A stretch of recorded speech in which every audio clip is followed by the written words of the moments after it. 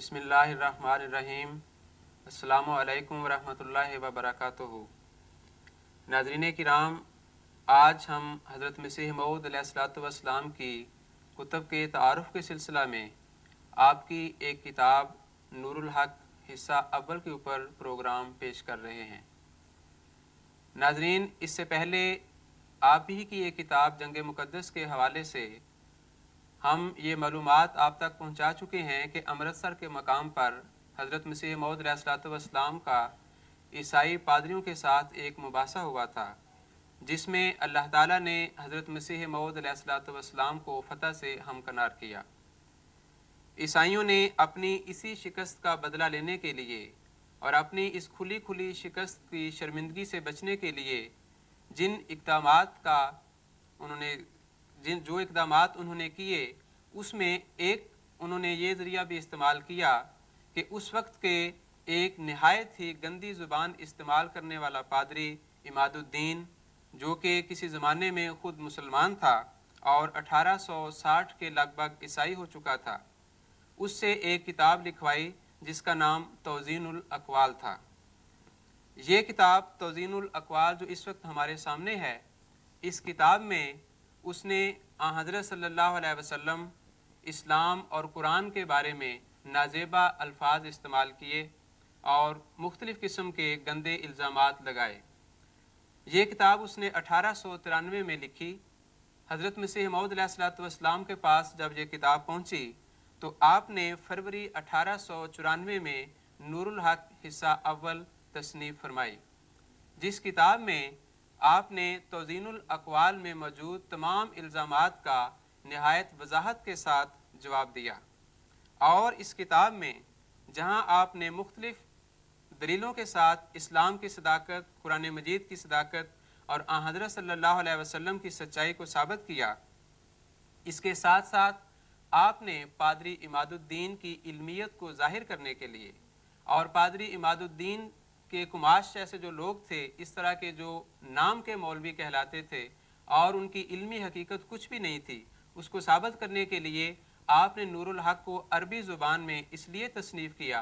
कि आपने फरमाया कि अगर आप भी आलिम हैं तो आप मेरी इस किताब का जवाब लिखें, और अगर आप इस किताब का जवाब लिख पाए और कामयाब हो गए तो 5000 रुपये का मैं इनाम आपको दूंगा। नाजरीन, नूरुल हक के बारे में जो मज़ामीन हैं और जिन दलाइल का इसमें ज़िक्र है, उस मज़ामीन के हवाले से आज गुफ्तगू करने के लिए हमारे साथ तशरीफ़ फरमा हैं मोहतरम नसीर अहमद साहब अंजुम और मोहतरम मौलाना मुबशर अहमद साहब कानू। तो हम इस किताब पर गुफ्तगू शुरू करते हैं। सबसे पहले खाकसार मोहतरम कानू साहब से ये दरख्वास्त करेगा कि मौलाना पादरी इमादुद्दीन ने जब ये किताब लिखी है तो इस किताब में जो एक उन्होंने एतराज़ किया जिहाद के बारे में, और पस मंज़र ये था कि अपनी इस शिकस्त को छुपाने के लिए उन्होंने चाहा कि गवर्नमेंट बरतानिया को वह हज़रत मसीह मऊद अलैहिस्सलाम से बदज़न कर सकें, और उसके लिए हरबा उन्होंने ये इस्तेमाल किया कि उन्होंने ये कहा कि हज़रत मसीह मऊद अलैहिस्सलाम इस्लामी जंगों या जहाद के कायल हैं, और वो मखसूस एतराज़ उन्होंने किया। इस एतराज़ को सामने रखते हुए हज़रत मसीह मऊद अलैहिस्सलाम ने जहाद की नहायत आला दर्जे की हकीकत और फ़िलासफ़ी बयान फरमाई है। तो आपसे दरख्वास्त है कि आप हमारे नाज़रीन को इससे कुछ आगाह फरमाएं। बात यह है कि जैसा कि आपने बताया है, जंग मुक़द्दस के मुबाहसे में जो अमृतसर में 2 हफ़्ते तक हज़रत मसीह मऊद अलैहिस्सलाम और पादरियों के दरमियान होता रहा, उस मुबाहसे के नतीजे में अल्लाह ताला ने हज़रत मसीह मऊद अलैहिस्सलाम की ज़बान से जो दलाइल दुनिया के सामने ज़ाहिर फरमाए और जैसे बेनज़ीर और इत्मीनान बख्श जवाबात दुनिया को सुनाए, उन्होंने ईसाइयत के दांत खट्टे कर दिए। इसलिए पादरी तंग आमद बेजंग आमद के मुताबिक उन्होंने ये हरबा इख्तियार किया कि पादरी इमादुद्दीन ने तौज़ीनुल अक़वाल में ये मज़मून बयान किया है कि इस्लाम हुक्म देता है कि मुसलमान हमेशा गैर मुस्लिमों को तहे तेग करते रहें। اور اسے اسلام جہاد کے نام سے موسوم کرتا ہے۔ تو اس نے یہ پروپیگنڈا کیا اس کتاب میں کہ حضرت بانی جماعت احمدیہ یہ اپنے آپ کو مسیح قرار دیتے ہیں، اور اہل اسلام کے عقیدے کے مطابق جب مسیح آئے گا تو وہ تو دنیا کے تمام غیر مسلموں کو یہ کہے گا کہ یا قتل ہو جاؤ یا اسلام کو قبول کر لو۔ تو ان عقائد کو بنیاد بنا کر اس نے حکومت برطانیہ کو کہا کہ حضرت بانی جماعت احمدیہ جو اسلامی عقیدے کے مطابق مسیح موعود ہونے کے دعوے دار ہیں، یہ حکومت برطانیہ کے خلاف باغیانہ خیالات رکھتے ہیں۔ ابھی چونکہ کمزوری کا زمانہ ہے، اس لیے یہ کھل کر ان خیالات اور پروگراموں کا اعلان نہیں کرتے۔ یہ خفیہ اندر ایک جماعت تیار کر رہے ہیں، اور جب یہ دیکھیں گے کہ اب مناسب اور معقول تعداد میں افراد جمع ہو گئے ہیں تو پھر یہ حکومت برطانیہ کے خلاف جہاد کے نام سے بغاوت کریں گے۔ اس لیے حکومت برطانیہ کو خبردار رہنا چاہیے۔ تو دراصل اس کا مقصود یہ تھا کہ اس طرح جہاد کے عقیدے کو بیان کر کے حضرت مسیح موعود علیہ السلام کو حکومت برطانیہ کی نظر میں باقی قرار دلائے، اور حضور کو کسی مقدمے میں پھنسا کر جیل میں ڈلوایا جائے یا پھانسی کی سزا دی جائے، تاکہ حضور کے جیل جانے کے نتیجے میں یا کسی اور سزا کے نتیجے میں جو عیسائیت کو نقصان پہنچ رہا ہے مسیح موعود علیہ السلام کے دلائل اور پرمعارف جوابات کے ذریعے، اس سے عیسائیت کو بچایا جائے۔ تو یہ ان کی بڑی خطرناک تدبیر تھی۔ اس کے جواب میں حضور فرماتے ہیں کہ دراصل اسلام نے جو جہاد کی تعلیم دی ہے، اسلام یہ نہیں کہتا کہ تم غیر مسلموں سے اور کفار سے لڑتے چلے جاؤ۔ فرمایا صرف ان لوگوں سے لڑنا ہے جو لوگوں کو اسلام میں داخل ہونے سے روکتے ہوں جبراً، اور انہیں اسلامی تعلیمات اور احکامات کی اطاعت اور فرمانبرداری سے روکتے ہوں، اور ایسے افراد جو مسلمانوں کو محض اس بنا پہ قتل کرتے ہوں کہ انہوں نے اسلام کو قبول کر لیا، انہیں ان کے گھروں سے نکالتے ہوں، ان کے خلاف جارحانہ اقدامات کرتے ہوں، ان کے خلاف قتل و غارت کا بازار گرم رکھتے ہوں، اور جبراً اپنے غیر اسلامی دین میں لوگوں کو داخل کرتے ہوں، تو ایسے افراد سے، ایسی اقوام سے اسلام لڑنے کا حکم دیتا۔ تو حضور فرماتے ہیں کہ اس بنیادی اسلامی تعلیم کو مد نظر رکھیں اور اس حالت پہ غور کریں کہ حکومت برطانیہ ان میں سے کوئی کام بھی نہیں کرتی۔ تو جب حکومت برطانیہ نہ لوگوں کو جبراً اسلام میں داخل ہونے سے روکتی ہے، نہ انہیں اسلامی احکام پہ عمل پیرا ہونے سے روکتی ہے، نہ مسلمانوں کے جان و مال کو تباہ و برباد کرتی ہے، بلکہ اس نے مذہبی آزادی دے رکھی، نہ وہ اپنی رعایا کو جبراً، خواہ وہ مسلمان ہوں یا ہندو ہوں، انہیں جبراً عیسائیت میں داخل کرتی ہے۔ تو جب یہ کام اس حکومت برطانیہ نہیں کرتی تو پھر اسلامی تعلیمات کی روشنی میں ہم حکومت برطانیہ کے خلاف جہاد کے نام سے کوئی جنگ نہیں کر سکتے، بلکہ فرمایا اس کے برعکس حکومت برطانیہ ہمارے ساتھ حسن سلوک کرتی ہے، ہمارے جان و مال کی حفاظت کرتی ہے، ہمیں مذہبی آزادی اس نے دے رکھی ہے۔ تو فرمایا کہ جس حکومت نے ہمارے ساتھ ایسا سلوک کیا، ایسا سلوک کرنے والے افراد کے بارے میں قرآن کریم یہ کہتا ہے کہ تم ایسے لوگوں کے ساتھ عدل اور انصاف کا معاملہ کرو، بلکہ فرمایا کہ صرف عدل و انصاف ہی نہیں، اس سے بڑھ کر ان کے ساتھ احسان کا معاملہ برتو۔ تو فرمایا تو ہمیں تو اسلامی تعلیمات کے مطابق حکومت برطانیہ کے ساتھ احسان کا معاملہ کرنا چاہیے، اور فرمایا کہ دیکھو جہاں یہ کہا جاتا ہے کہ یہ حکم یہ ہے کہ کفار سے لڑتے، فرمایا ایسی بات نہیں ہے، وہ تو صرف اس صورت میں ہے کہ جب کفار جارحانہ اقدام کریں تو اس کے جواب میں دفاعی طور پہ لڑائی کا حکم ہے۔ حضور فرماتے ہیں کہ قرآن کریم مسلمانوں کو یہ تو حکم دیتا ہے کہ ہر زمانے میں تمہارے اندر ایسی جماعت ہونی چاہیے جو اس بات کے لیے وقف ہو کہ وہ لوگوں کو نیکی کا واعظ کریں گے، بری باتوں سے انہیں منع کریں گے، اور اچھی باتوں کی تبلیغ کریں گے، انہیں نصیحتیں کریں گے۔ یہ کہیں نہیں فرمایا کہ ہر زمانے میں مسلمان قوم میں ایسے افراد، ایسی جماعت ہو جو کفار سے لڑتے رہیں گے۔ اور جہاں مباحثات کا تذکرہ فرمایا، وہاں بھی قرآن کریم یہ حکم دیتا ہے کہ تم عیسائیوں کے ساتھ کفار کے ساتھ، اہل کتاب کے ساتھ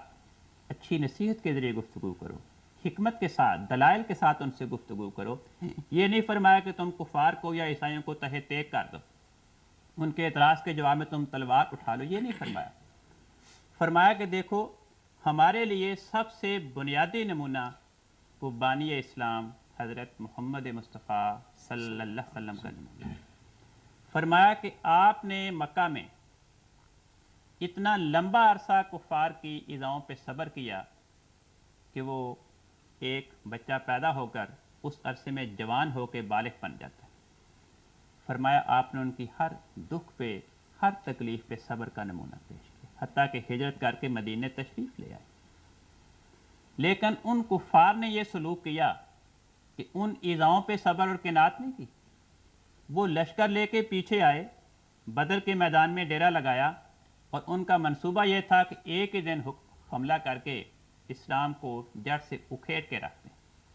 جب یہ خطرناک مرحلہ درپیش آیا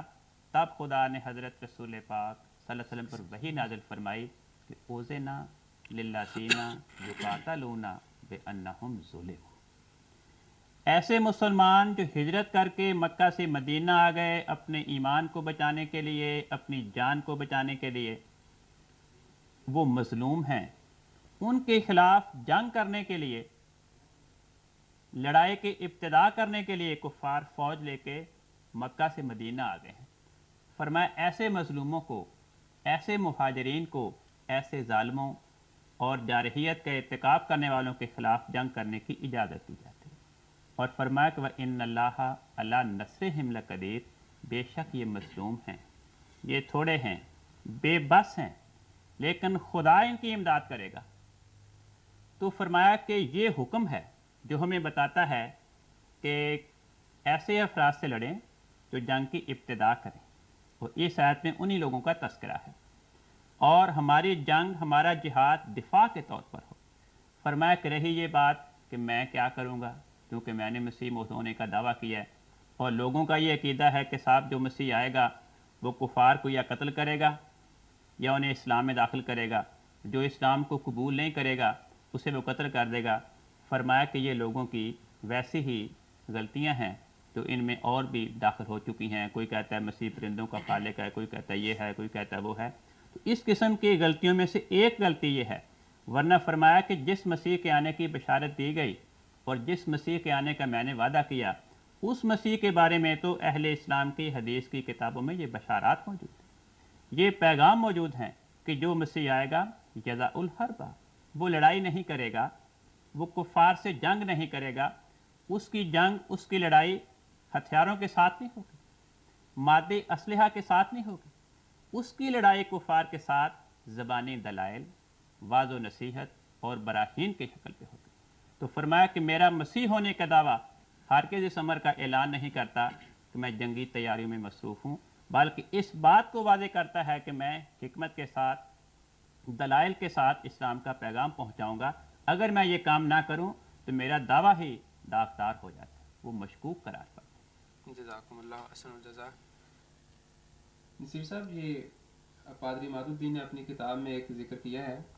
کہ اس زمانہ کے پادری جو ہے وہ دجال نہیں ہیں۔ دراصل حضرت مسیح موعود علیہ الصلوۃ والسلام نے اپنی کتاب آئینہ کمالات اسلام، حمامۃ البشریٰ وغیرہ میں دجال کی تشریح کرتے ہوئے یہ بھی ذکر فرمایا ہے کہ دراصل اس زمانہ کے پادری ہی دجال ہیں۔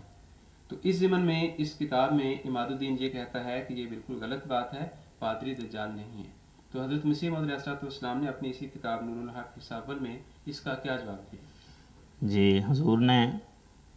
پہلی بات تو یہ بیان کی ہے کہ اس نے یہ بات بیان کرنے سے اس کا مطلب یہ ہے کہ وہی کہ بار بار یہ کوشش کرتا ہے کہ حضرت مسیح موعود علیہ الصلوۃ والسلام کے خلاف حکومت برطانیہ کو اکسایا جائے۔ تو جب وہ یہ کہتا ہے کہ پادری دجال، مرزا صاحب کہتے ہیں پادریوں کو دجال، تو اس کی مراد یہ ہے کہ گویا تمام عیسائیوں کو حکومت برطانیہ سمیت دجال کہتے ہیں۔ تو حضور نے پہلے بڑے واشگاف الفاظ میں اس کی تردید کی ہے کہ میں نے حکومت برطانیہ کو ہرگز دجال نہیں کہا، بلکہ پادریوں کو جو فتنہ پرداز ہیں ان کو دجال کہا ہے۔ اور فرمایا اس کے لیے متعدد دلائل ہیں، اور میری ہی بات نہیں، خود حضرت مسیح نے بھی انجیل میں ان پادریوں کو دجال کہا ہے۔ اور فرمایا کہ دیکھیں لوکا کے 3 باب میں 24 سے 30 تک جو آیات ہیں ان میں یہ بات لکھی ہوئی ہے کہ حضرت مسیح اپنے حواریوں کو کہتے ہیں کہ کوشش کرو تا تنگ دروازے میں داخل ہو جاؤ، کیونکہ بتیرے کوشش کریں گے لیکن داخل نہیں ہو سکیں گے، اور پھر مالک دروازہ بند کر لے گا، اور جب دروازہ بند ہوگا تو پھر لوگ کھٹکھٹائیں گے کہ ہمارے لیے کھولا جائے، لیکن مالک کہے گا میں تمہیں نہیں جانتا۔ وہ کہیں گے آپ ہمارے ساتھ تھے، ہمارے ساتھ کھاتے رہے، ہماری گلیوں میں آپ ہمیں تعلیم دیتے رہے، لیکن وہ کہے گا نہیں میں تمہیں نہیں جانتا، تم کہاں سے آئے ہو اے ظلم پیشہ لوگو۔ تو فرمایا پھر حضرت مسیح آگے فرماتے ہیں کہ پھر رونا اور دانت پیسنا ہوگا، اور مشرق اور مغرب اور شمال اور جنوب سے لوگ خدا کی بادشاہت میں داخل ہوں گے، اور پچھلے پہلے کیے جائیں گے اور پہلے پچھلے کر دیے جائیں گے۔ فرمایا اس میں جو حضرت مسیح نے یہ کہا ہے کہ اے ظلم پیشہ لوگوں، ان لوگوں کو ظالم قرار دیا ہے۔ تو ظلم کی تعریف یہی ہے کہ غیر محل کمی کرنا یا بے موقع زیادتی کرنا، اور حق کو باطل کے نیچے چھپا دینا، اور یہی دجالیت کی تعریف ہے۔ تو دراصل جب حضرت مسیح ظالم کہتے ہیں تو یہی وہ کام ہے جو دجالیت کی ذیل میں، دجالیت کی تعریف میں آتا ہے۔ تو حضرت مسیح بھی خود ان پادریوں کو گویا دجال کہہ رہے ہیں۔ اور پھر حضور نے دوسری بات یہ بیان فرمائی ہے کہ دیکھیں مسیح نے شروع کے جو پہلے زمانے کے ان کو دجال نہیں کہا، جو آخری زمانے میں آنے والے نصارہ ہیں ان کو دجال قرار دیا ہے، اور فرمایا کہ دوسری پرانی کتابوں میں بھی یہی باتیں لکھی ہوئی ہیں کہ یہ اژدہا جس کا نام دجال ہے 1000 سال کے بعد ظاہر ہوگا۔ تو فرمایا کہ یہ جو پادریوں کا فتنہ ہے، یہ جو دجال ہیں، یہ بھی ہجری سال کے 1000 سال بعد جا کے ظاہر ہوئے ہیں، اور انہوں نے اپنے پر پرزے نکالے ہیں اور فتنے پھیلانے شروع کیے ہیں۔ اور اس سے پہلے یہ گویا بند تھے، جکڑے ہوئے تھے، آخری زمانے میں یہ ظاہر ہوئے ہیں اور انہوں نے فتنے برپا کیے ہیں۔ پھر حضور نے فرمایا کہ اب دیکھیں، اب جب ظاہر ہوئے ہیں تو تمام نشانیاں انہوں نے وہ پوری کر دی ہیں، اپنے عہدوں کو توڑا ہے، شوخیاں دکھائی ہیں، تقویٰ کو ضائع کر دیا ہے، بے ثبوت کفارے کو اپنا لیا ہے، فریب اور حق پوشی یہ ان کے چہروں سے ظاہر ہے، انہوں نے تحریف کی ہے، تبدل کیا ہے، عبارتوں کی عبارتیں بدل ڈالی ہیں، اور دولت مند قومیں ہیں، جو لوگ ان کے قریب ہوتا ہے اس کو پیسہ خرچ کرتے ہیں اس کو اپنے دین میں داخل کرنے کے لیے۔ تو یہ ساری جو دجال کی علامتیں ہیں یہ تو کھلے طور پر ان پر نظر آتی ہیں۔ فرمایا کہ انجیل سے بھی یہی ثابت ہوتا ہے، قرآن مجید نے بھی ان کو دجال کہا ہے۔ چنانچہ قرآن مجید فرماتا ہے یا اہل الکتاب لما تلبسون الحق بالباطل وتکتمون الحق۔ تو قرآن مجید نے بھی کہا کہ اے نصارہ تم کیوں حق کو چھپاتے ہو اور کیوں یہ کمی کرتے ہو حق کے معاملے میں۔ تو یہی وہ دجالیت ہے جس کی طرف حضرت مسیح نے اشارہ کیا ظالم کہہ کر، اور قرآن مجید نے بھی اشارہ کیا۔ تو آخر پہ حضور نے فرمایا کہ دیکھیں میں اس زمانے میں حکم عدل بن کے آیا ہوں، ایک میں گواہی دے رہا ہوں کہ میں نے یہ خدا سے الہام پا کر یہ بات کہی ہے، اور دوسرا قرآن اور انجیل یہ گواہ ہیں۔ تو یہ دو ایسے بڑے گواہ ہیں کہ ان کی گواہی ماننے کے لائق ہے، اور جو نہیں مانتا وہ گویا عقل اور نقل کا انکار کرتا ہے۔ جزاکم اللہ احسن الجزا۔ ڈاکٹر صاحب، پادری عماد الدین نے اپنی کتاب توزین الاقوال میں مختلف ایک قسم کے چیپٹر سے بنائے ہیں، اس میں ایک باب اس کا مسیح کی آمد ثانی کے بارے میں ہے۔ مسیح کی آمد ثانی کا جو استدلال مختلف جگہوں سے کرتا ہے، تو پادری عماد الدین اپنی طرف سے قرآن مجید کی ایک آیت سے مسیح کی آمد ثانی جو ہے وہ اس طرح ثابت کرتا ہے۔ وہ کہتا ہے کہ سورۃ نبا میں جو یہ آیت ہے کہ یوم یقوم الروح والملائکہ، تو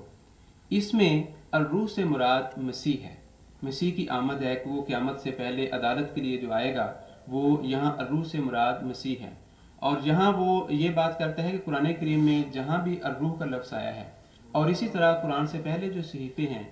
جہاں روح کا لفظ آیا ہے وہاں مسیح ناصر مراد ہے۔ اور اس آیت میں تو نہ صرف یہ کہ مسیح کی آمد ثانی ثابت ہوتی ہے، بلکہ اس کی افضلیت ثابت ہوتی ہے کہ خدا تعالیٰ نے فرشتوں کے ساتھ روح کا آنا اس طرح بتایا جیسے کہ خدا خود آ رہا ہے۔ اس طرح کا استدلال اس نے یہ یوم یقوم الروح والملائکہ سے کیا ہے۔ حضرت مسیح موعود علیہ السلام نے اس استدلال کو بڑی شد و مات سے رد کیا ہے اور بہت سارے دلائل دی ہیں نور الحق حصہ اول میں، اس میں سے کچھ آپ ہمارے ناظرین کو بتائیں۔ اس کے استدلال کا خلاصہ یہی ہے جیسا کہ آپ نے بتایا۔ وہ کہتا ہے کہ قرآن ہر جگہ مسیح کو روح کہتا ہے، روح منہ کہتا ہے کہ یہ روح اللہ ہے، اللہ کی روح ہے، اور کسی نبی اور کسی اور وجود کے بارے میں قرآن کریم نے اس سے روح اللہ یا خدا کی روح نہیں کہا۔ کہتے ہیں ایسی بات ہے جس سے مسیح کی باقی تمام وجودوں سے افضلیت ثابت ہوتی ہے، اور یہ برتری اس بات کا پیغام ہے کہ مسیح خدا اور خدا کا بیٹا ہے۔ بات یہ ہے کہ حضور فرماتے ہیں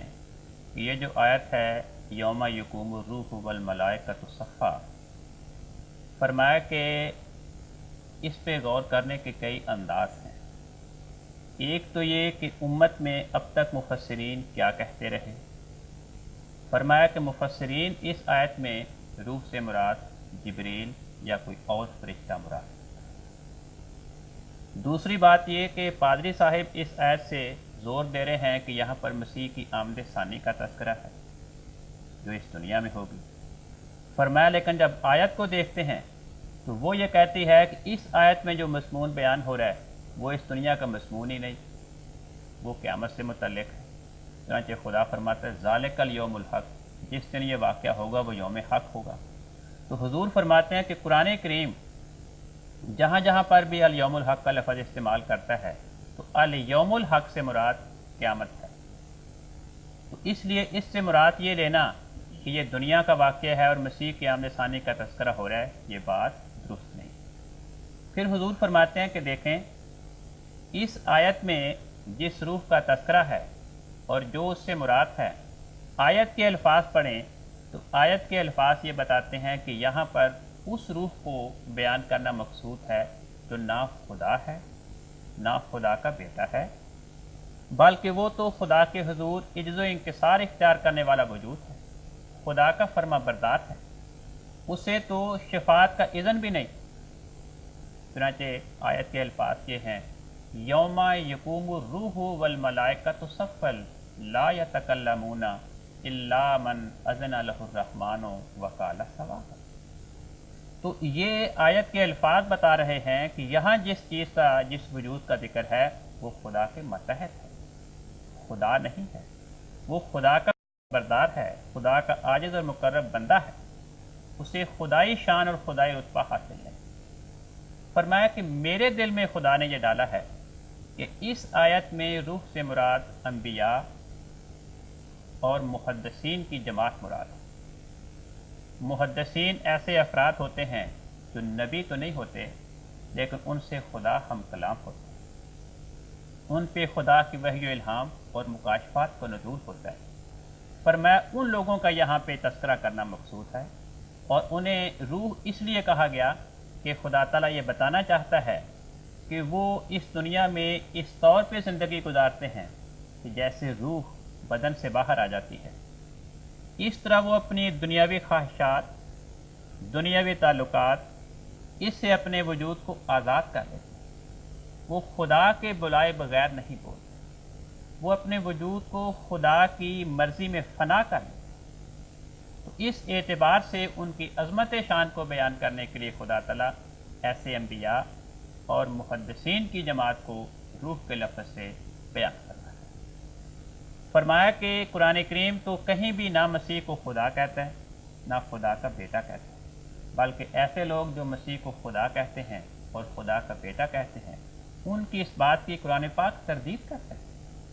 اور قرآن کریم اسے ایک معزز اور خدا کا مقرب اور محبوب بندہ قرار دیتا ہے، خدا نہیں قرار دیتا۔ چنانچہ قرآن کریم ایک مقام پہ فرماتا ہے وَقَالُوا اتَّخَذَ الرَّحْمَنُ وَلَدًا، عیسائیوں نے مسیح کو خدا کا بیٹا قرار دے دیا۔ فرمایا سبحانہ، وہ پاک ہے، کسی کو اپنا بیٹا نہیں بناتا، بل عباد مکرمون، ایسے وجود جن کو خدا کا بیٹا کہا جاتا ہے یہ خدا نہیں ہے، عباد خدا کے بندے ہیں۔ لیکن بندے کیسے؟ فرمایا مکرم ہیں، اس کے مقرب ہیں، اس کی بارگاہ میں قربت کا مقام حاصل ہے۔ تو خدا تعالیٰ اور قرآن کریم تو انہیں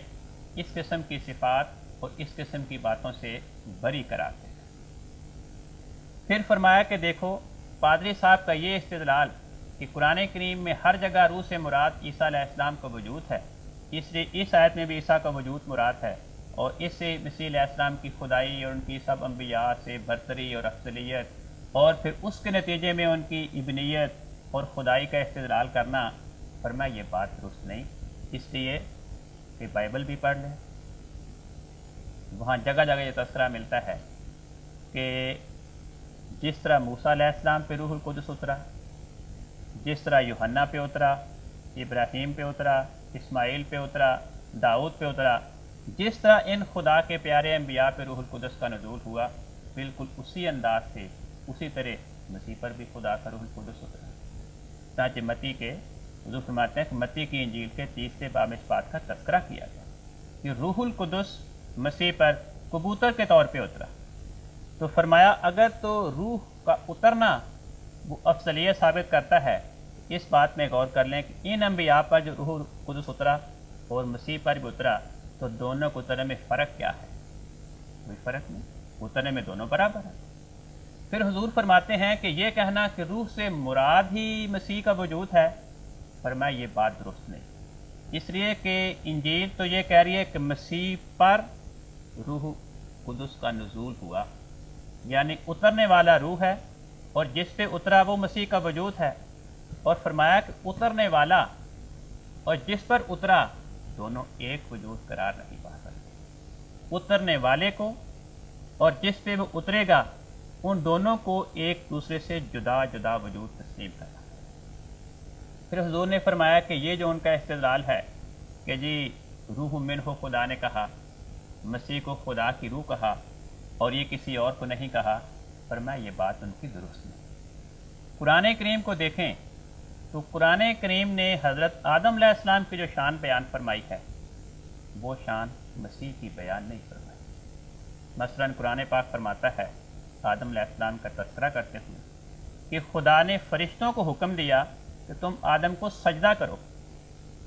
یہ بات مسیح کے بارے میں کہی نہیں قرآن نے۔ قرآن کہتا ہے خلق تو بے یدیہ، میں نے آدم کو اپنے دونوں ہاتھوں سے پیدا کیا۔ یہ مضمون اور یہ شان مسیح کے بارے میں بیان نہیں فرمائی۔ پھر قرآن کریم کہتا ہے کہ آدم علیہ السلام کا تذکرہ کرتے ہوئے فرمایا کہ جب میں نے آدم کو پیدا کیا وَنَفَخْتُ فِيهِ مِن رُوحِي، اور میں نے آدم کے اندر من روحی اپنی طرف سے روح پھونکی، اپنی روح پھونکی۔ فرمایا یہ الفاظ جس طرح بتاتے ہیں کہ جس طرح آدم کے اندر خدا کی روح اتری اسی طرح مسیح کے اندر خدا کی روح اتری۔ اگر قرآن کریم کے الفاظ کو دیکھیں تو قرآن کریم کے الفاظ سے آدم علیہ السلام کی شان مسیح علیہ السلام کی شان سے زیادہ بڑی ثابت ہوتی ہے۔ فرم من ہو کے لفظ سے کہ خدا کی طرف سے روح ہے، یہ استدلال کرنا کہ یہ خدا ہے یہ بات درست نہیں، بلکہ یہ تو خدائی کے درجے کی تردید کرتی ہے، خدائی کے دعوے کی تردید کر کے اسے خدا کی مخلوق ثابت کرتی ہے۔ اور یہ ایسا ہی ہے کہ خدا کی طرف سے، اس کی مثال بالکل ایسی ہے کہ قرآن کریم فرماتا ہے جمیعم من ہو، ہر چیز من ہو خدا کی طرف سے ہے۔ تو جیسے ہر چیز خدا کی طرف سے ہے ویسے ہی مسیح خدا کی طرف سے ہے۔ تو اس طرح حضور نے پادری صاحب کے اس آیت سے بیان شدہ استدلال کو ہبا منصورہ کیا ہے۔ نصیر صاحب ابھی مسیح کی افضلیت کی بات ہو رہی تھی،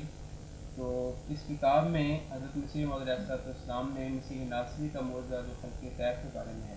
ایک بہت ہی عارفانہ حقیقت مسیح کی اس معجزے کی بیان فرمائی ہے، اس کا خلاصہ آپ ہمارے ناظرین کو بتائیں۔ جی عام طور پر جو اس پادری صاحب نے پیش کیا اور دیگر مسلمان بھی پیش کرتے ہیں کہ حقیقی طور پر حضرت مسیح پرندے بناتے تھے۔ اس کا رد کرتے ہوئے حضور نے فرمایا کہ دیکھیں کتنی عجیب بات ہے،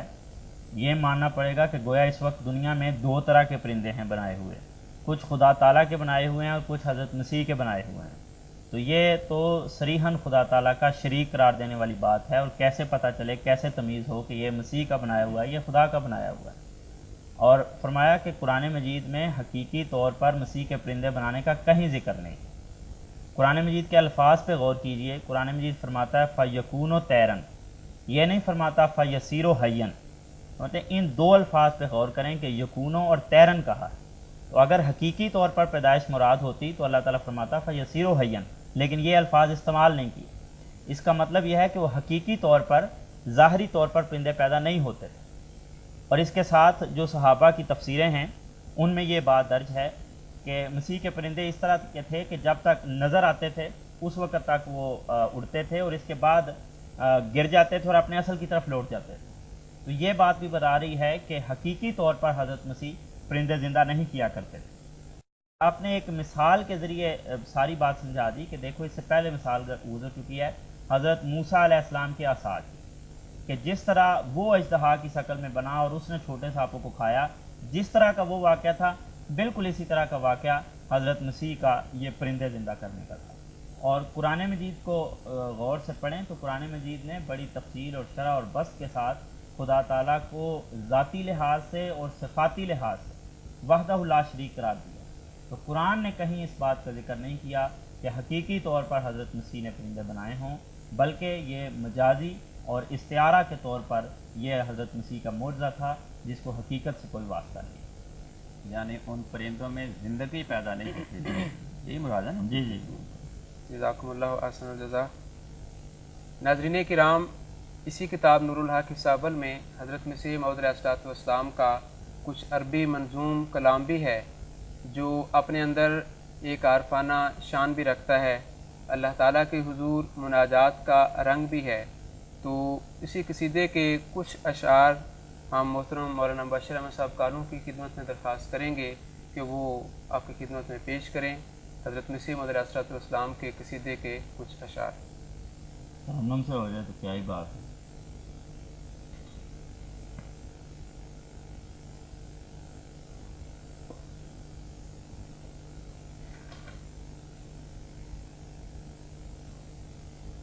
جیسا کہ یہاں بات ہو رہی ہے وہ زمانہ اسلام اور عیسائیت کی جنگ کا زمانہ تھا، دلائل کے اعتبار سے اور آسمانی نشانات کے اعتبار سے، اور عیسائی پادری اپنے ہم مذہب قوم کی حکومت، اس کے اثر رسوخ اور دولت کی فراوانی کو استعمال کر کے اسلام کے خلاف انہوں نے بڑا ایک دردناک طوفان کھڑا کر رکھا۔ قرآن کریم کے خلاف اور حضرت محمد مصطفیٰ صلی اللہ علیہ وسلم کے خلاف بس زبانی اپنی انتہا کو پہنچی، ایسے ہتھ کنڈے تھے، ایسے انداز تھے کہ اسلام کا درد رکھنے والا اور حضرت محمد مصطفیٰ صلی اللہ علیہ وسلم کی محبت اور عشق رکھنے والے انسان کا دل پھٹنے، اس صدمے سے نڈھال ہو کر حضرت مسیح موعود علیہ السلام ان کے ان فتنوں کو دیکھ کر اور اپنے ہم قوم افراد کی بے بسی کو مشاہدہ کر کے جس درد کے ساتھ خدا کی بارگاہ میں اس فتنہ دجالیت یعنی موجودہ عیسائیت کی سرکوبی کے لیے خدا کی بارگاہ میں مناجات کرتے ہیں، ان میں سے چند اشعار میں پڑھ کے سناتا ہوں۔ حضور خدا کی بارگاہ میں دست بدعا ہیں اور عرض کرتے ہیں، یا رب خذہم مثل اخذک مفسدا، یا رب خذہم مثل اخذک مفسدا، قد افسد الآفاق طول زمانہم، ادرک رجالا یا قدیر و نسبتا، رحما و نج الخلق من طوفانہم، حلت بأرض المسلمین جنودہم، فسرت غوائلہم الی نسوانہم، یا رب احمد یا الہ محمد، یا رب احمد یا الہ محمد، اعصم عبادک من سموم دخانہم، یا اون ننصر من سواک ملاذنا، ذاقت علینا الارض من اعوانہم، کسر زجاجتہم الہی بالصفا، واعصم عبادک من سموم بیانہم، سبوا نبیک بالعناد وکذبوا، خیر الورا فانظر الی عدوانہم، یا رب سحقہم کسحقک طاغیا، وانزل بساحتہم لہدم مکانہم، یا رب سحقہم کسحقک طاغیا، وانزل بساحتہم لہدم مکانہم، یا رب مزقہم وفرق شملہم، یا رب قوّدہم الی ذوبانہم، ان اشعار کا جو خدا کی بارگاہ میں عیسائیت کے استحصال کے لیے دعا کی، ان کا ترجمہ یہ ہے، حضور عرض کرتے ہیں اے خدا تو ان عیسائیوں کو پکڑ جیسا کہ تو ایک مفسد کو پکڑتا ہے۔ ان کے طول زمانے نے دنیا کو بگاڑ دیا۔ اے قادر تو اپنے رحم سے مردوں اور عورتوں کی جلد خبر لے اور مخلوق کو اس طوفان سے نجات بخش۔ ان کے لشکر یعنی پادریوں کے دجالی لشکر، ان کے لشکر مسلمانوں کی زمین میں اتر آئے اور ان کی بلاؤں نے مسلمانوں کی عورتوں تک سرایت کی۔ اے احمد کے رب، اے محمد صلی اللہ علیہ وسلم کے خدا، اپنے بندوں کو ان کی دھوؤں کی زہر سے بچا لے۔ اے ہمارے مددگار، تیرے سوا ہمارا کون جائے پناہ ہے؟ ہم پر ان لوگوں کے مددگاروں سے زمین تنگ ہو گئی۔ اے خدا، پتھروں سے ان کے شیشے کو توڑ دے اور ان کے بیان کی زہر سے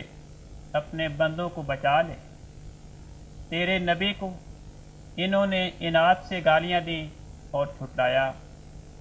وہ نبی جو افضل المخلوقات ہے، سو تو ان کے ظلم کو دیکھ۔ اے میرے رب، ان کو ایسا پیس ڈال جیسا کہ تو ایک سرکش کو پیستا ہے، اور ان کی عمارتوں کو مسمار کرنے کے لیے ان کے صحن خانہ میں اترا۔ اے میرے رب، ان کو ٹکڑے ٹکڑے کر اور ان کی جمعیت کو پاش پاش کر۔ اے میرے رب، ان کو گداز ہونے کی طرف کھینچ۔ آمین۔ جزاکم اللہ حسن الجزا۔ اب ہم دوبارہ اسی کتاب کے مضمون کے کچھ سوالوں کی طرف آتے ہیں۔ محترم نصیر صاحب، آپ کی خدمت میں ایک سوال ہے کہ پادری عماد الدین نے اپنی طرف سے قرآن مجید پر اعتراض کرتے ہوئے ایک بہت ہی جاہلانہ تحقیق کہنا چاہیے پیش کی ہے۔ سورۃ نجم میں جو آیات آتی ہیں کہ آن حضرت صلی اللہ علیہ وسلم پر وحی جو ہے وہ کس طرح ہوئی، اس میں اللہ تعالیٰ آن حضرت صلی اللہ علیہ وسلم کے بارے میں فرماتا ہے کہ علمہ شدید القوا ذو مرۃ فاستویٰ۔ تو اس کی تشریح میں جو عماد الدین ہے وہ اپنی طرف سے یہ تحقیق پیش کرتا ہے کہ یہ جو شدید القوا اور ذو مرۃ ہے، اس سے مراد شیطانی طاقتیں ہیں، بلکہ شیطان ہے، اور وہ معنی جو مسلمان مفسرین کی طرف سے پیش کیے جاتے ہیں قرآن مجید کی اعلیٰ وحی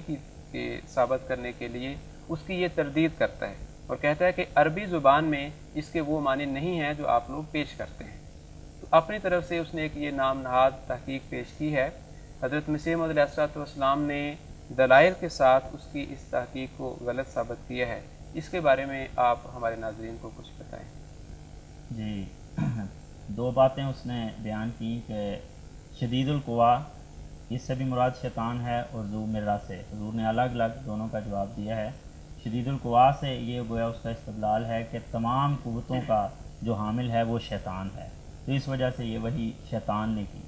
حضور فرماتے ہیں یہ سراسر جھوٹ ہے، قرآن مجید میں کہیں ایسی بات بیان نہیں کی گئی کہ شیطان تمام قوتوں کا مالک ہے۔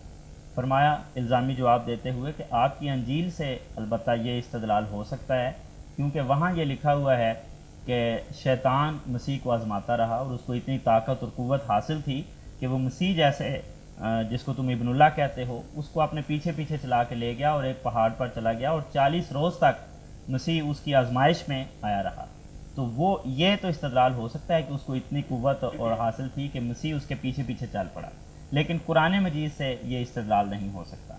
پھر آپ نے کہا کہ دیکھیں نبی کریم صلی اللہ علیہ وسلم نے حضرت عمر رضی اللہ عنہ کے متعلق فرمایا کہ اگر شیطان ان کے سامنے آئے تو وہ بھاگ جائے۔ اس کے بالمقابل اب مسیح کو دیکھیں، مسیح اپنے ایک جلیل القدر حواری پطرس کے متعلق کہتے ہیں کہ یہ شیطان ہے، تو نبی کریم صلی اللہ علیہ وسلم اپنے ایک صحابی کے متعلق کہتے ہیں کہ شیطان سامنے آئے تو بھاگ جائے، جبکہ مسیح اپنے ایک حواری کو خود شیطان قرار دیتے ہیں۔ تو یہ موازنہ دونوں کے مذاہب میں کیا جا سکتا ہے۔ پھر فرمایا کہ یہود مسیح پر یہ الزام لگایا کرتے تھے کہ یہ جو معجزے دکھاتا ہے یہ شیطان کے اثر سے دکھاتا ہے، اور فرمایا کہ انجیل میں یہ بھی جو لکھا ہوا ہے کہ روح کی ہدایت سے مسیح گیا۔ تو فرمایا کہ جب تم یہ مانتے ہو کہ شدید القوا تمام قوتوں کا مالک شیطان ہے، تو یہ بھی قوت جو روح کہا گیا ہے یہ بھی گویا پھر شیطان ہی تھی جو مسیح کو اس طرف لے کر گئی۔ تو ذو مرت ان کی پھر جو جی یہ انجیل سے استدلال فرمایا، اور آگے فرمایا کہ ذو مرہ میں نے فرمایا کہ جاہلانہ تحقیق اس نے اپنی طرف سے کہی کہ یہ عربی کا لفظ ہی نہیں ہے، اور اس کے معنی اگر ہیں تو مادہ صفراء کے ہیں۔ حضور فرماتے ہیں کہ بالکل غلط ہے، مشہور جو لغات ہیں مثلا تاج العروس وغیرہ کے حضور نے حوالے دیے ہیں کہ ان میں یہ بات بیان کی گئی ہے کہ اصل معنی اس کے یہ ہیں کہ داغے کو جب بٹ دے کر مروڑا، جس کو پنجابی میں کہتے ہیں، اس طرح کیا جاتا ہے، اس میں ایک قوت اور طاقت پیدا ہو جاتی ہے، تو اس بٹ دینے کو یہ مرہ کا لفظ کافی مضبوط دھاگا ہو جاتا ہے جی مروڑ استعمال کیا جاتا ہے۔ تو فرمایا کہ یہ اس کا لغوی معنی، اس کے بعد مروڑنے سے جو اس میں طاقت پیدا ہوتی ہے، جو اس کا نتیجہ نکلتا ہے، پھر معنی اس کے نتیجے کی طرف منتقل ہوا، طاقت کے معنوں میں استعمال ہوا، اور اس کے بعد یہ معنی عقل کے معنوں میں استعمال ہوا، اور پھر چوتھے مرتبہ پر جا کر مادہ صفراء کے معنوں میں استعمال ہوا کہ اس میں بھی ایک قوت اور ایک لطافت پیدا ہو جاتی ہے۔ تو یہ فرمایا کہ اصل معنی تو اس کے وہ ہیں، یہ نہیں ہے جو آپ بیان کرتے ہیں۔ پھر آپ نے مشہور شعراء کے حوالہ جات دیے کہ یہ تمام معنی جو میں نے بیان کیے ہیں یہ انہوں نے اپنے شعروں میں استعمال کیے ہیں۔ مثال کے طور پر امراء القیس کا شعر کا حوالہ دیتے ہوئے آپ نے فرمایا دریرن کا خضروف الولید امرہ، کہ اس نے اس کو بٹ دیا، اور اسی طرح دوسری جگہ پھر ترل لحظ شہیحہ اذا امرت، کہ جب اس کو چکر دیا جائے، تو بٹ دینا اور چکر دینا یہ مرہ کے لفظوں میں پرانے شعراء استعمال کرتے رہے۔ وہ یعنی یہ لفظ استعمال ہوتا ہے، عرب شعراء استعمال کرتے ہیں، یہ کہنا کہ استعمال ہی نہیں ہوتا یہ بالکل غلط بات ہے، اور فہم و فراست، عقل اور قوت کے معنی اس میں موجود ہیں۔ آخری بات کہ قرآن مجید سے بھی استدلال فرمایا کہ قرآن کا طریق یہ ہے کہ ایک آیت دوسرے کی تشریح کرتی ہے، تو ایک جگہ قرآن مجید نے روح القدس کو یہ فرمایا ہے کہ ذی مرہ، جس کا اس نے حوالہ دیا، فرمایا کہ دوسری جگہ اس کو کہہ دیا ذی قوت عند ذی العرش مکین،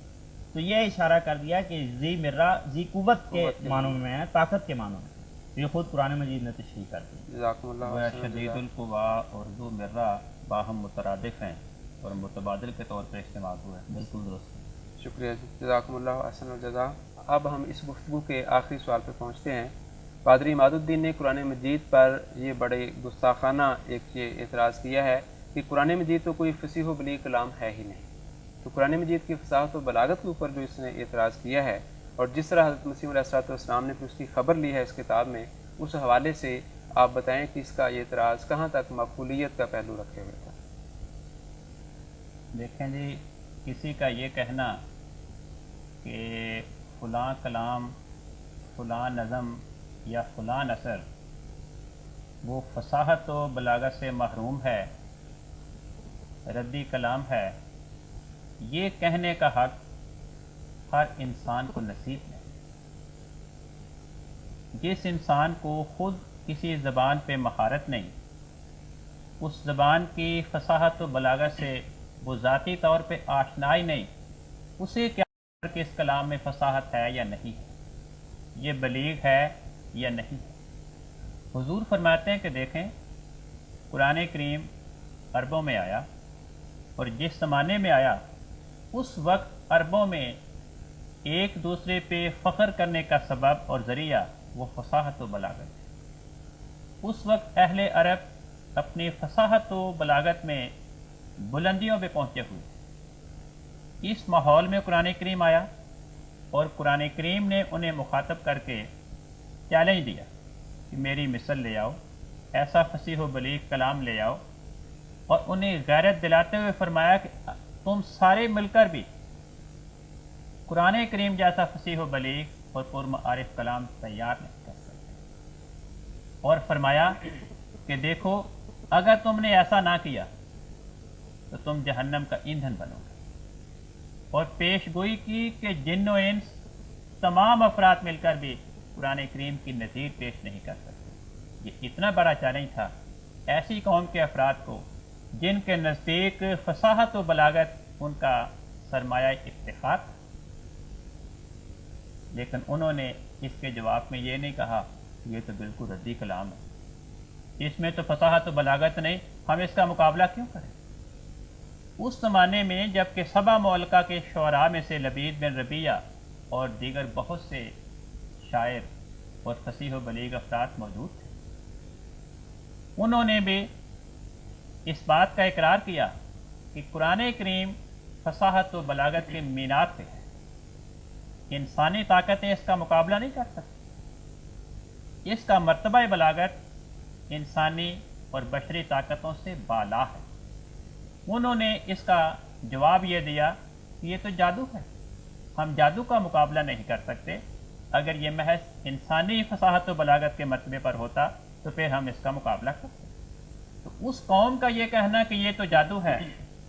ہماری طاقتوں سے بالا ہے، اور قوم وہ جو فصاحت و بلاغت میں ماہر تھی، اور چند سال کے اندر اندر ان کا اس کلام کے خلاف، اس کلام کو مٹانے کے لیے، اس کی عظمت، اس کی ترقی سے متاثر ہو کر کہ ان کے دلوں میں حسد کے جذبات پیدا ہوئے تھے، جنگوں پہ آمادہ ہونا، اور پھر اس کلام کی عظمت کا پورے ملک کا قائل ہو جانا، اس کلام کو خدائی کلام کی حیثیت میں قبول کر لینا۔ لبید بن ربیہ نے بھی اور ملک عرب کی اکثریت نے اس کلام کو قبول کیا، اور اس کلام کی عظمت سے اتنے متاثر ہوئے کہ خدا کی بارگاہ میں وہ نمازوں میں اور سجدوں میں روتے تھے۔ تو اس قوم کا یہ رویہ عملی طور پر بتاتا ہے کہ انہوں نے یہ ثابت کیا۔ حضور نے فرمایا کہ دیکھو اس زمانے میں جو عیسائی تھے انہوں نے بھی یہ اعتراض نہیں، حالانکہ وہ عرب کے ماحول میں رہتے تھے، عربی زبان اور اس کی فصاحت و بلاغت کی باریکیوں سے واقف تھے، انہوں نے بھی یہ اعتراض نہیں، اور فرمایا کہ تم لوگ جنہوں نے عربی زبان کی فصیح و بلیغ کتابوں کا پورے طور پہ مطالعہ ہی نہیں کیا، تم نے کبھی عربی میں کوئی نظم کو نثر لکھی نہیں کہ ہم یہ اندازہ لگائیں کہ بھئی تمہیں بھی عربی زبان کی فصاحت و بلاغت اور اس کی نزاکت اور اس کی باریکیوں سے واقفیت ہے، جب خود تمہاری یہ حیثیت نہیں کہ عربی زبان سے اور اس کی باریکیوں سے جاہل ہو، تم عربی زبان کے اعتبار سے اس کی فصاحت و بلاغت پہ تم اعتراض کرو قرآن کریم پہ، یہ تمہیں حق نہیں پہنچتا۔ حضور نے ایک واقعہ بیان فرمایا اس فرار میں، فرمایا کہ 10-12 سال پہلے براہین احمدیہ میں پادری عماد الدین کا نام لے کر حضور نے فرمایا تھا، تجویز پیش کی تھی کہ ہم آپ کی عربی دانی کو آزمانا چاہتے ہیں تاکہ ہمیں یہ پتہ لگے کہ کیا آپ کو قرآن کریم پہ اعتراض کرنے کا حق بھی ہے یا نہیں، یہ تو بات کی بات ہے کہ آپ کا اعتراض درست ہے یا غلط ہے۔ حضور نے وہاں تجویز یہ پیش کی تھی کہ کسی محفل میں ہم کوئی واقعہ، کوئی قصہ بیان کریں گے، آپ اس قصے کو سن کے اسی مجلس میں عربی فصیح و بلیغ میں اس قصے کو بیان کر دیں، اگر آپ اس میں کامیاب ہوں گے ہم آپ کو 50 روپے انعام دیں گے۔ اس کی طرف حضور اشارہ فرماتے ہیں کہ 10-15 سال گزر گئے، آپ نے اس تجویز کو قبول نہیں کیا اور اپنی عربی دانی ہم پہ واضح نہیں کی۔ فرمایا اس وقت میں آپ کے اس اعتراض کی جواب، پھر نور الحق میں نے کتاب لکھی عربی زبان، آپ میرے سب سے پہلے مخاطب ہیں، اور آپ کے سوا تمام وہ پادری جو اپنے آپ کو مولوی کے لقب سے ملقب کرتے ہیں کہ ہم جی عربی زبان سے واقف ہیں، ہم مسلمان تھے اور اسلامی علوم اور اس کی زبان پہ ہماری بڑی گہری نظر، تمام میرے مخاطب ہیں جو قرآن کریم کو فصیح و بلیغ کے مرتبہ سے نیچے گراتے ہیں، اس کی شان میں گستاخی کرتے ہیں کہ تم خدا کا کلام تو بڑی شان رکھتا ہے، میری یہ کتاب نور الحق، اس کی ہم پلہ مثل تیار کر لو، نظم کے طور پر بھی، نثر کے طور پر، یعنی نثر کی مثل نثر کی صورت میں اور نظم کی مثل نظم کی صورت میں۔ تو فرمایا میں تمہیں 3 مہینے کی مہلت دیتا ہوں، 3 مہینے کے اندر اندر اگر تم اس کتاب کا جواب تیار کر لو فصیح و بلیغ، اور میں اس بات کے تصفیے کے لیے کہ کیا پادری نور الحق کا جواب فصیح و بلیغ لکھنے میں کامیاب ہو گئے یا نہیں، فیصلے کے لیے حکم حکومت برطانیہ کو قرار دے۔ اگر حکومت برطانیہ یہ فیصلہ کر دے کہ پادریوں کی لکھی ہوئی کتاب نور الحق کا فصاحت و بلاغت میں ہم پلہ جواب ہے، میں 5000 روپے انعام دینے کو تیار ہوں۔ فرمایا میں انعام پہلے حکومت کے پاس جمع کرانے کو تیار ہوں، اگر وہ فیصلہ کر دے آپ کو دے دے، اور اگر حکومت یہ فیصلہ کرے کہ تمہاری کتاب نور الحق کے ہم پلہ نہیں، تو فرمایا پھر میں حکومت سے درخواست کرتا ہوں کہ حکومت ایسے پادریوں کو جو اپنے آپ کو مولوی کے نام سے موصوف کرتے ہیں، اپنے آپ کو مولوی کہنے سے منع کر۔ فرمایا اب میں پادریوں کے سامنے یہ دونوں چیزیں پیش کرتا ہوں، برکت بھی اور لعنت۔ اگر وہ نور الحق کا جواب دے دیں تو 5000 روپیہ انعام کی شکل میں دنیاوی برکت وہ مجھ سے وصول کر لیں۔ اگر وہ اس کتاب کا جواب نہ دیں تو اسلام کو قبول کر لیں اور روحانی برکت ان کے نصیب میں آ جائے گی۔ اگر یہ دونوں باتیں نہ کریں تو فرمایا اگر وہ نور الحق کا جواب بھی نہ لکھیں، اس طرح اپنی عربی دانی بھی ثابت نہ کریں اور پھر بھی قرآن کریم کے خلاف بات زبانی کرنے سے باز نہ آئیں، تو فرمایا پھر میں ان کی خدمت میں لعنت کا تمغہ پیش کرتا ہوں، اور میں ہی نہیں میرے ساتھ پوری قوم مل کر ان کے لیے 1000 لعنت کی خدا کی بارگاہ میں دعا کریں۔ تو یہ حضور نے اس کتاب میں پادریوں کے اعتراض کے جواب میں ایک تجویز پیش کی۔ شکریہ، جزاکم اللہ حسن جزا۔ آپ دونوں احباب کا بہت شکریہ کہ آپ تشریف لائے اور حضور کی اس کتاب کی گفتگو میں ہمارا ساتھ دیا۔ تو ناظرین کرام، اس کے ساتھ ہی ہمیں اجازت دیں، انشاءاللہ تعالیٰ اگلے پروگرام میں حضور اقدس کی ایک اور کتاب کے ساتھ ہم حاضر ہوں گے۔ تب تک کے لیے اجازت دیں، اللہ حافظ۔